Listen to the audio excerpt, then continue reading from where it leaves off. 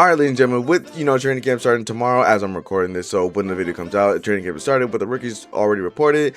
I made a compiling list of top 10 players that are breakout candidates. You feel me? So because we did a complete overhaul of this team, defense, offense, coordinators, everything. So with the real change, you can possibly see a plethora amount of breakout players here. We might got some rising stars in the making. So I'm gonna drop my list on y'all, see if this is valid or not. Y'all let me know down in the comments below. With that being said, let's get it. Off the rip, the first person I want to talk about is going to be JD5. Like, y'all already know what it is. JD5 has already been getting this flack since we already drafted him back in 2024. He's RG3 2.0, blah blah. I mean truthfully hate that y'all keep saying that he's RG3 2.0. Like he's just some one read merchant, he can't read a defense, blah blah blah. That's how I know y'all don't watch football at all, especially RT. And it be our own fans too saying that this is RG3 2.0. Y'all gotta let that shit go. Y'all literally gotta let that shit go. That was 12 years ago. That was 12 years ago. Longer, 14 years ago, excuse me. 14 years ago since RG3 has been here and that whole tragic injury. Let it go. Let it go. Every black quarterback that's, mobile, who can throw pretty well, is athletic, is not RG3 2.0. Let it go. Jesus Christ. But as I was saying, JD5 is going to have a breakout year just because now he's in a big boy offense. He's not in that bullshit, basically extended college offense that Cliff brought along over here, which is basically like training wheels for new QBs, which I wasn't mad at it at first, but then it really got really stale when everything became super obvious, you feel me? But with this offense that we're getting is more under center, not saying that he's never going to go on the shotgun or pistol. It will open up the field for him more. It will grant him more opportunities to showcase why he's still a top 10 QB out here. Hell, top 5 you, depending who you ask, you feel me? But this is going to showcase what he is, and it's going to stop all the stigma and all the problem, like the bullshit talk that they talking about, like he's injury prone and everything like that, because you don't hear that with Joe Burrow ever. Like the way y'all be talking about JD5 is like he never, legit never did anything for this team. Like he didn't carry us in 2024 with a worse offense scheme. And with this potential new scheme that we really don't know, honestly speaking, but it's a lot of more understanding, a lot of more play action, a lot of more, you feel me? Like, it's going to create a lot more opportunities. It's going to showcase JD5's athleticism, his downfield throw accuracy, hell, just him as a passer in general, which he's damn good at. So him being a breakout player it's inevitable. I feel like this is a revenge tour because a lot of people have been disrespecting him way too much, way too much, and JD5 is really about to show y'all what it is. You feel me? He's not going to sit here and solely rely on his legs. He's not going to sit here or have to make up some magic or whatever just because we don't have the weapons now we got some decent amount of weapons, way better than what we was last season, and I say low-key just about on par what he had with 2024. Wouldn't say it was like all that, but it was just enough to get us to the NFC Championship. So y'all gonna put some respect on JD5 because he definitely gonna be a breakout player again. Hell, MVP season loading? Maybe, I don't know, but for sure, he's definitely has a breakout, candidate on him already because he's definitely been disrespected way too much.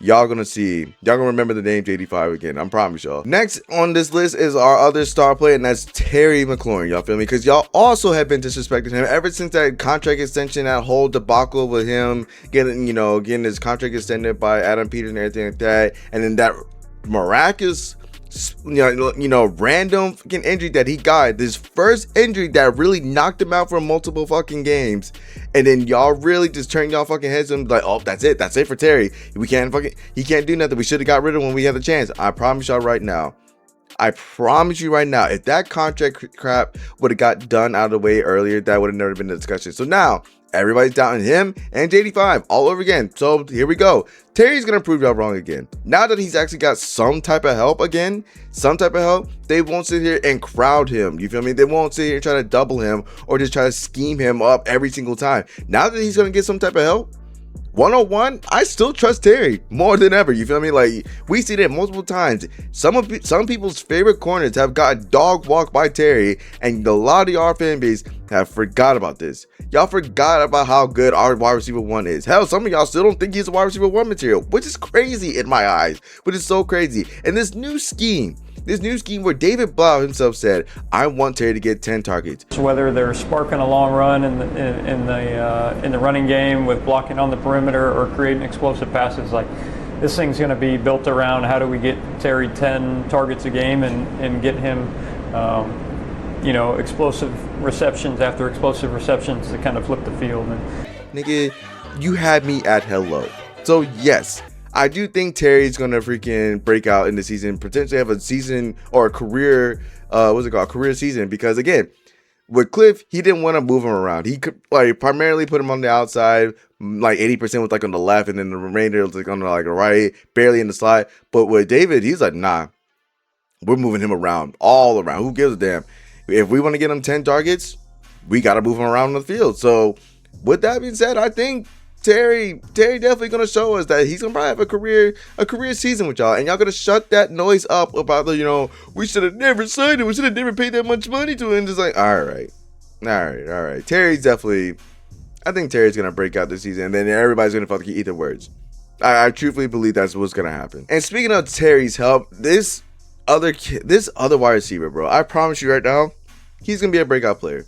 And it's something we desperately needed for the longest time, and that's Antonio Williams, right? We needed that sudden separator wide receiver, and this kid is it. As soon as we drafted him, y'all all bitch about his height of him being 5'11", even though that's the tallest 5'11" nigga I seen when they were taking all those rookie pictures and everything like that. But Antonio Williams, I think he's gonna be like that. Truthfully speaking, seeing this tape at Clemson where they line him out on the on the outside, but then he primarily went into the slide just because that whole shit show in Clemson, which is terrible. They low-key fucked up his draft stock, and then it's a little minor injuries concerns. But him being here, I think it's gonna help that everybody's gonna underestimate him. And then, because they're all going to be like, well, they only got Terry, so we really don't got to worry about him.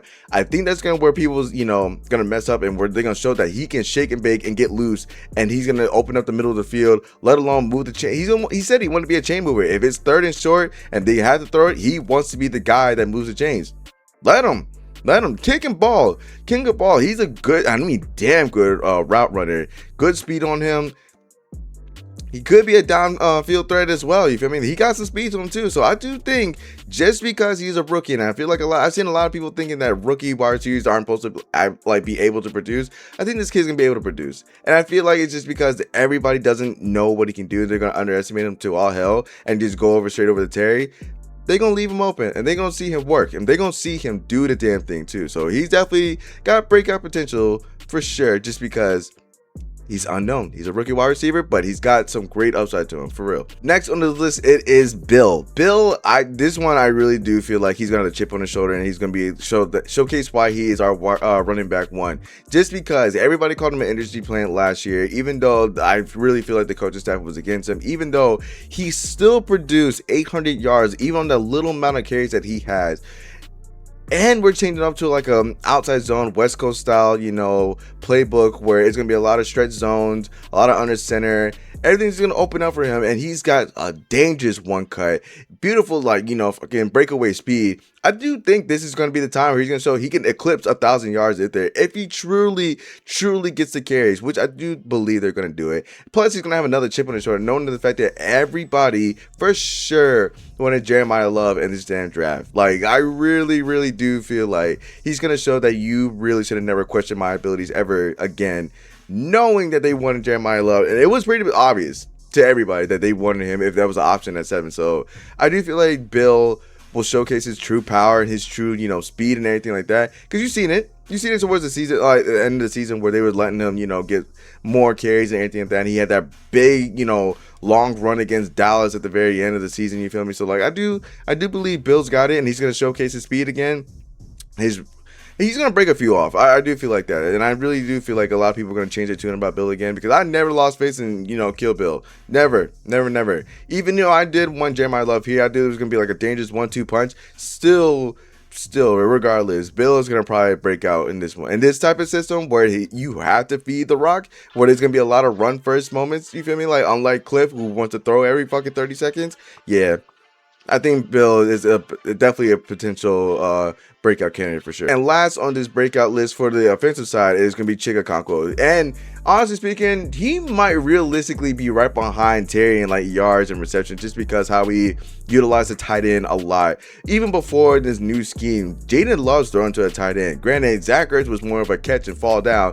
Chig is younger, faster, potentially stronger depending on who you ask, but Now that, you know, he's got an athletic, you know, tight end to throw to who can get you some yak, he's gonna feed Chick, and I think Chick's gonna take that opportunity and run with it. I mean, truthfully run with it. So I do believe Chivakonkwo, just seeing how his skill was, and he feel like he was underutilized to all hell in Tennessee and how we use tight ends.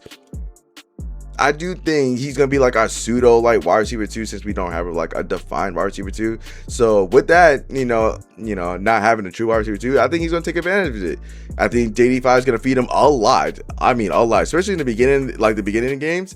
I would put money on it. If you're like doing parlays, I would bet money that, you know, Chivakonkwo is going to get a healthy amount of targets, especially when it's like, you know, trying to feel out the offense and, you know, getting rhythm and shit like that. So Chig, I'm pretty sure he's gonna have a career year. I'm putting money on that one. I really feel like he's for sure like gonna have a, you know, a breakout year with this team. All right, now we're gonna talk about the other side of the ball. And the first one we gotta talk about is our $100 million you fucking guy, and that's Odafe Oweh. Now with Odafe Oweh in this scheme, right, he had a lot of potential showing in, like, you know, in Baltimore. And then he really broke out with the Chargers. And truthfully, if he was with the Chargers the entire time, I think he would have double-digit sacks. I ain't even gonna hold you. He's fast as fuck. We desperately needed a speed edge rusher, which we really didn't have, honestly speaking. But now him being in this game, how Durante Jones is speculating how he really is gonna run it like a Brian Flores-esque, where they're gonna try to create a lot of matches where it's one-on-one situations, where if you see one-on-one situations, Odafe's winning more than not. You feel me? So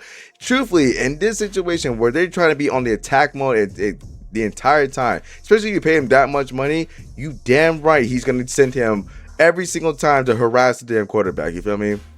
I do feel like Odafe is going to be created a lot of situation where he's one-on-one, especially when we're going to try to create all this confusion, depending who we line up out there. If Frankie's on his left or his right, if we have, you know, Sonny Styles blitzing out there with him, I really do feel like Odafe is going to showcase, you know, the true, you know, peak of his athleticism that everybody, you know, praised about during the drafting process, which he really didn't get a showcase in Baltimore. But you'll see those type of flashes that he did in LA. So Odafe for sure, I do think like we're gonna see, you know, a breakout potential, you know, career season from here. Hell, even Dorrance Armstrong might benefit from Odafe doing what he did, because Dorrance for sure was gonna potentially had a, you know, career season until he got hurt. Like, truthfully speaking, I think he might benefit for having Caleb on Chason and Odafe out there, because both of them bring way more speed than Dorrance has. So now when they're on the, you know, out there on the field, they're probably going to scheme up to try to stop Odafe or even Caleb on.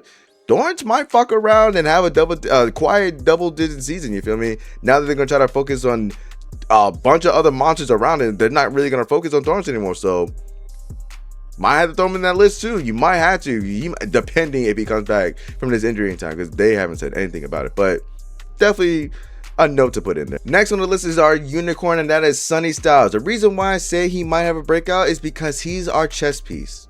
He's legitly our chess piece. And I know a lot of people are going to say like, oh, it might be our Micah Parsons. I won't say like a Micah Parsons, but it would definitely something like that. You feel me? Because again, you have someone who has the athletic traits of a fucking like a safety, but as big as in middle line. Like he's big. He's like so big you can't even do, like, what do you do with him on the field? You feel me? Like our Mike linebacker is 6'5", 250, but has extreme speed of a DB. So the reason why I say I think he's gonna have a career day is because the potential, like, is sky high with him. You can literally line him up anywhere. If you want to put him at the Sam or the Will, you can. If you want to just line him up at the Mike, you can. He's a for sure tackler. You only miss one fucking tackle in his his senior year. His last year in Ohio State, missed only one tackle. Hell, I would put money. There is a fucking sub package where they decide to drop him back there in like the safety position or whatever. If you really want to get funky with it, to mix around more linebackers, they bring in more speed. I wouldn't fucking, I wouldn't be mad to do that. I wouldn't even be surprised if they did that. You feel me? Because I really do feel like they're going to try to do like a 3 safety set, and he's going to be one of them. So you feel me? Like, I just feel like that's why he's gonna have a breakout season, just because you really don't know what's gonna happen with him on the field. He can line up in the middle, he can line up with the Will or the Sam, he can drop back in coverage, he can come off the edge. Because I've seen a lot of clips with him just working off, blitzing off the edge. Sky's the limit with this kid. This nigga is like a fucking unicorn. I'm glad we got him, thank God. But like, truthfully speaking, he might go around and have a career season as a rookie. And I will hope so. If you drafted at 7, you better make your impact, kid. I truthfully feel like he will. And he's smart too. He's very smart. From what we see in all these damn interviews and everything like that, player recognition and everything like that, yeah. You might want to put him down. Breakout season for Sonny Styles, we might got our guy. We might definitely got our guy for sure. Next on the list is Trey Amos. Now, for the most part, the secondary is a little still sketchy. You feel me? Like, I ain't gonna hold you. He's definitely still on the fence about it. But with that being said, they're gonna be more so like floating around and anything like that, more in the zone. But I think for him, truthfully speaking, they might just still have to shadow the best wide receiver out there, you feel me? No matter what. Everybody else is still going to be probably playing in zone and whatnot, and he is going to be shadowing the fucking wide receiver 1, which he still has the potential to do that, because even if you look back at the other as last season, highlights or just his play, he was our CB1. I ain't gonna hold you. Not Marshawn. Marshawn definitely was playing way worse than Trey Amos, because they were picking on Marshawn. They really was not throwing towards Trey Amos' way. Even when they did, I mean, granted, he did get sauced up a little bit in the Seattle game right before he got hurt. But other than that, every other game, he was like that. He was on them, like, white on rice. He played damn well. And I mean, like, shutdown level type of corner, you feel me? So, truthfully speaking, I do think like now that he's got a front 7 that can actually potentially get more pressure and more speed to the quarterback, you feel me? Like, he can just now react more and more and do that, like, that underrated cornerback play that he did at Ole Miss. Because I do feel like he's our CB1. I do feel like if he didn't get not hurt, if he damn sure did not get hurt, we would have saw the full potential, or at least damn sure the full potential of it, like his ceiling as CB1. Because I still believe that this kid has the traits which gave him like a first round grade talent as a cornerback. You feel me? Like he's like that. He's absolutely like that. So now that we get to finally see what a front 7 that can create pressure potentially, we're gonna see. And I do feel like if they really are like that as a front 7, CB1 activated. No fly zone activated for fucking Ice Tray over there. You feel me? I feel like that man's about to be shut down. And I think he's gonna be the only one that's gonna be floating around, following the wide receiver 1, while everybody else is just reacting, to whatever they send out there. You feel me? But yeah, breakout player, definitely put him up there. Even I think it was SportsCenter or ESPN said the same thing about him. So you never know. You never know. Next we have is Joshua Josephs, and truthfully speaking, I don't know how we got him in the draft in the 5th round, because he had like a 3rd, 4th round grade on him. But I do feel like he might be a potential, breakout player, just because, again, he's a rookie. But he is another speed rusher that also plays like the, Van Ginkel role. So where if you really want to just jump off the ball a lot, he got you. Because clearly his first sack was against our starting QB. Crazy. But they see the potential where he can drop back in coverage and react to the quarterback's eye, just because he's like that versatile as a player. So hey, maybe he breaks out as a player, not just for simply, creating sacks or anything like that. Maybe he just as a breakout player, as a turnover machine. You never know. He might be that, that second chess piece that we need, that stunner, that disguise piece that you never know if he's going to come at you, or let alone he's going to drop back in coverage every time and just try to blow up a screen or blow up one of those like a slant or anything across the middle. You never know. I do feel like Joshua Joseph is going to be that guy that everybody's going to overlook now, just because we got Sonny Styles, and which that will be a mistake. That will definitely be a mistake. So I do think people need to watch out for Joshua Joseph. I don't think it'll be like a full-on, career year, but maybe like 5.5 sacks, whatever, a couple of pass deflections.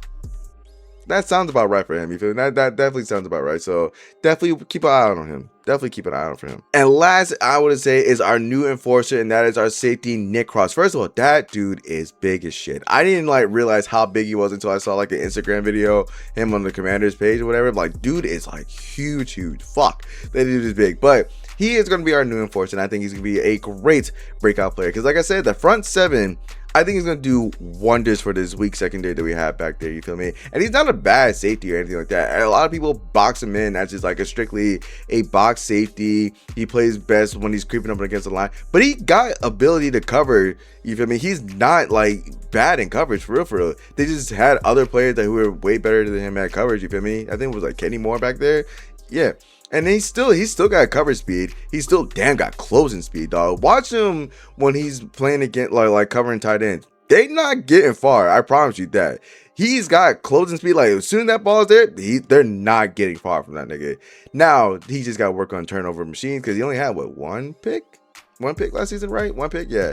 So, I do feel like, you know, Nick Ross, he has the potential to be a breakout candidate just because he's going to be the leader now for the secondary. That's inevitable. That's not even, like, something to question about. But him being in this defense where they're basically going to let the secondary just react because they're going to depend solely on this front seven to get to the fucking QB and get some pressure and cause confusion, I think Nick Cross is going to showcase how versatile of a safety he is and not just being a box safety. We're going to see some real skills from this kid, dog. Now, I'm not saying he's like a legit free safety, but again, you're going to see how versatile he is. And I think he's going to break out and create way more turnovers with this damn defense. You feel me? But if you enjoyed today's video, please leave a like, comment, subscribe, and share, but it would know. And comment down below, who do you think is going to be a breakout candidate for this team? You feel me? Because it could be on offense, it could be on defense. Y'all let me know down in the comments below. I wasn't going to go too deep into, you know, analysis because, again, training camp is about to happen. So we're going to see with our own eyes very soon. So